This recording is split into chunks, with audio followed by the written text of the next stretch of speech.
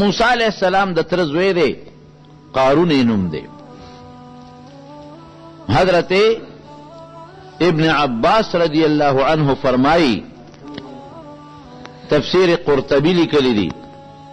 کہ حضرت ابن عباس رضی اللہ عنہ فرمائی کہ دی دا موسیٰ علیہ السلام سکا دا تر زویو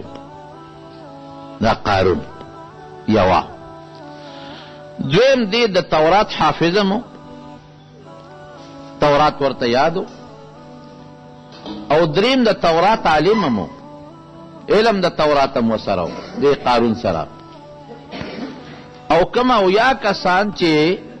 حضرت موسی علیہ السلام د الله د ملاقات لپاره غوړه کړو چې کوه تور ته ځو چې تاسو الله سره ملاقات وشي هغه او یو کې دیم شاملو هغه او یو کسانو سره الله خبرې موکړي دا خبرې مراغلی دي حافظ د تورات هغه یو کسو کې منتخب د حضرت موسی علیہ السلام سکه د تر زوی او هغه کوه تور کې د الله خبرې مو سره شوي دي خو منافقو مال یې ډېر زیاتو دومره مال یو چې تفسیر روح المانی کې یو لوی عالم دی عطا ابن ابي رباح هغه وایي وی د یوسف علیہ السلام یو خزانه و چې هغه په ځمکه کې خښه کړې و هغه دله په لاس راغلی و نو ډېر زیات مالدار و. قرآن حکیم کې الله تعالی فرمایي دومره مال و موږ دومره مال ورکړی و چې د هغه مال چابیانې چې دي ما ان مفاتحه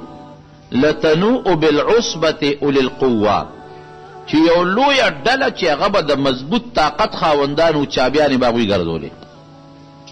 نو تاسو اندازه ولګوئ چې چابیانې دومره دي چې یو کس یې نشي ګرځولی دوی نشي ګرځولی درې نشي ګرځولی یو لویه ډله هغه چابیانې ګرځوي او چې کومه ډله هغه چابیانې ګرځوي نو هغه هم د ښه مضبوط طاقت خاوندان دي نو چې جرندې به څونه وي او جرندې بیا چې څومره به وي نو اندازه ولګوئ چې یو جرنده به یو کوټې ته او یو محل ته والې کېدله چې هغه محلونه او کوټې به څومره وي او په هغې کې به مال او دولت څومره و ډېر مالدار و په لاره چې به روانو اعلی قیمتي جامې به یې چولې وې قیمتي او اعلی قسم لباس به و د ریخمو په عجیبه انداز به روانو نوکران به ترې مخکې رستو نو خلک به ورته پس خیدل یا لیتنا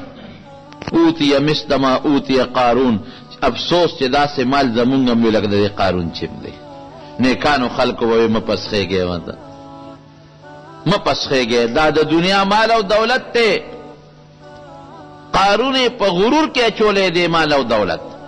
دی مال او دولت د قارون ته ګورې پام کوئ چې ونه پس خیږئ حضرت موسی علیہ السلام ورته نصیحت شروع کړ پی ګوره دا مال الله در کړی دی یو وخت به دنه الله والی او په تش کفن کې په سپینه جامه کې به ګورې الله لځې دا چې څومره دولت در سره دی دا د نه ټول په دنیا کې پاتې دی په دې دولت نشه مه کوه په دې غرور مه کوه یو سپین کفن کې به د دنیا نه ځې او صرف دوه څادرې به ځان سره وړې بل شی وړې نه شي دا مال الله در کړی دی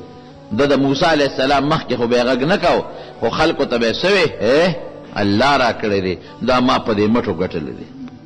قرآن شریف کې الله فرمایي ما ګټلی دی اوس هم بعضې خلک چې ورته الله رسول ور مخکې کې نشه پې دونه غاوری او دونه غالب وي چې هغه وي نه مړه دا ما ګټلی دی دا ما محنت کړی دی ای د محنت بچیا دا لاس چا در کړی دی دا عقل او دماغ چا در کړی دی دا روغ وجود او دا ښکلې سترګې چا در کړی دی او دا خشته وجود او دا بچی چا در کړی د خدای نه ویریږه کې راونی وي قسم دې که دې ټوپک خلاص کی کې راونی وي قسم دې که دې بچی خلاص کی کې راونی وي قسم دې که خاندان دې خلاص کی نو دا خلک به ورته لګي او نصیحت به کوه ده به دا ما په خپلو مټو ګټلی دی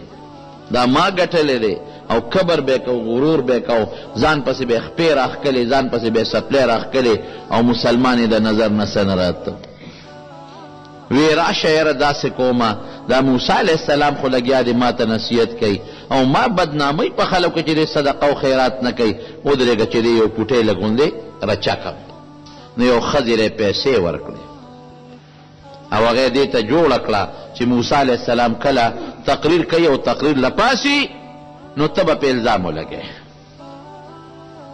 نو چې په پیغمبر الزام ولګېد خو برباد شو. چې کوم سړی نیکي خلکو له دعوت ورکوي او په هغه د بدو الزام ولګو خو تباه کړ، د هغه خبره خو بیا څوک نه مني، بیا خلک وایي ښه کیسه ویسه. چې کوم سړی بل له دعوت ورکوي داعي دی او خپله جامه پاکه ساتي،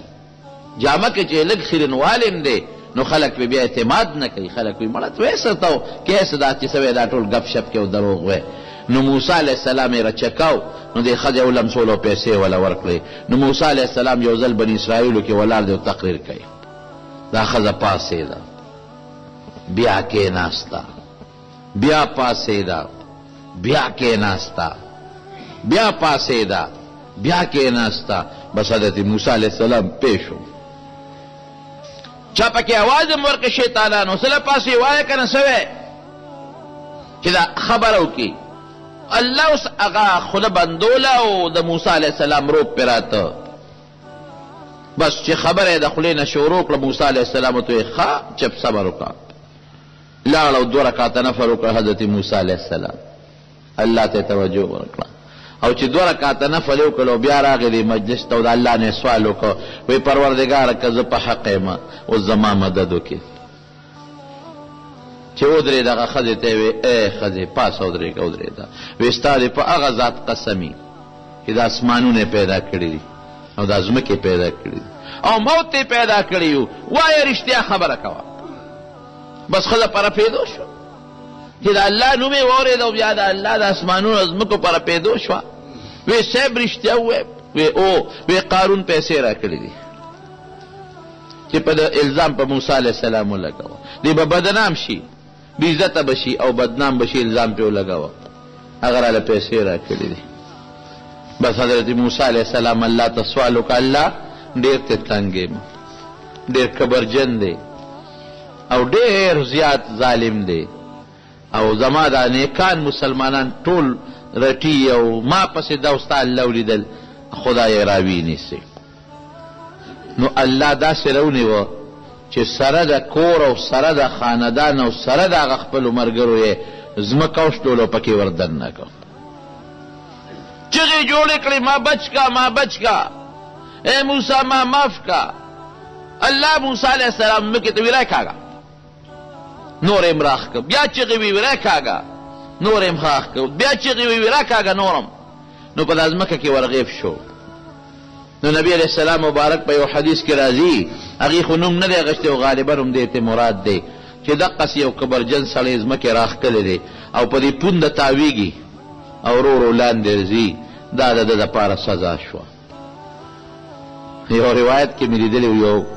خبر کې چې رب العالمین حضرت موسی علیه السلام ته وفرمایل چې ډېرې چغې درته ووالې، نو تاړو رحم پې ونه کړ. وی الله په مې الزام لګولی که دا تا زما مدد نه وې کړی خو زما جامه خو پلیته شوې وه بیا به مې څه کول.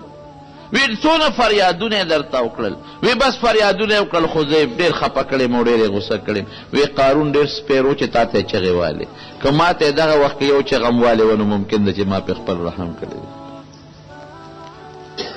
دا د دې ظالم او نور منافقان ورسره ملګري وو، خاندان ورسره ملګري وو. دا د بني اسرائیلو بل ظلم. ځمکې راښ که څه شو، دولت یې څه شو، قوم یې څه شو. قرآن شریف کې الله فرمایي نه قوم بچ که نه دولت بچ که نه مال بچ که، مال او دولت او قوم هر څه سر وخوړه ولاړل برباد شو. دا یو سرکشي.